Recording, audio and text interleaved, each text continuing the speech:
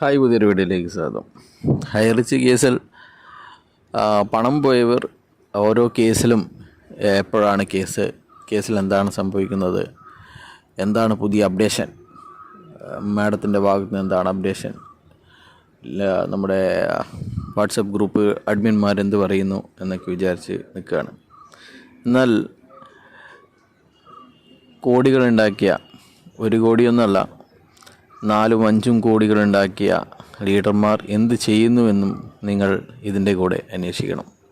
കഴിഞ്ഞ ദിവസമാണ് 4 കോടിയുടെ വീടുണ്ടാക്കിയ, ഹൈറിച്ചിൽ നിന്ന് കണ്ണൂരിൽ ഒരുപാട് പേരെ പറ്റിച്ച ഫിജീഷ് ഒരു BOPയുടെ കാര്യം ഷെയർ ചെയ്തത് ഇന്നലെയാണ് ആ BOP ഉണ്ടായിരുന്നത്. അതിൽ ഉണ്ടായിരുന്നത് ഡോക്ടർ ദീപേഷ് ആയിരുന്നു.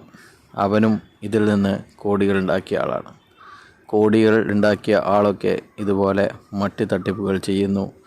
ഇതൊന്നും അറിയാതെ ഹൈറിച്ചും ദൈവത്തിൻ്റെ കയ്യൊപ്പ ഉള്ള ഒരു കമ്പനിയാണ് എന്ന് വിശ്വസിക്കുന്ന കുറേ പാവങ്ങൾ ഇപ്പോഴും അപ്ഡേഷന് വേണ്ടി കാത്തിരിക്കുന്നു. ഇതാണ് യഥാർത്ഥത്തിൽ നടന്നുകൊണ്ടിരിക്കുന്നത്. തട്ടിപ്പ് നടത്തിയവർ അത് തട്ടിപ്പാണ്, അത് തിരിച്ച് വരില്ല എന്ന ഉറപ്പിൻ്റെ മേൽ അവർ മറ്റ് തട്ടിപ്പുകൾ ചെയ്ത് ജീവിതം അടിച്ചുപൊളിക്കുന്നു.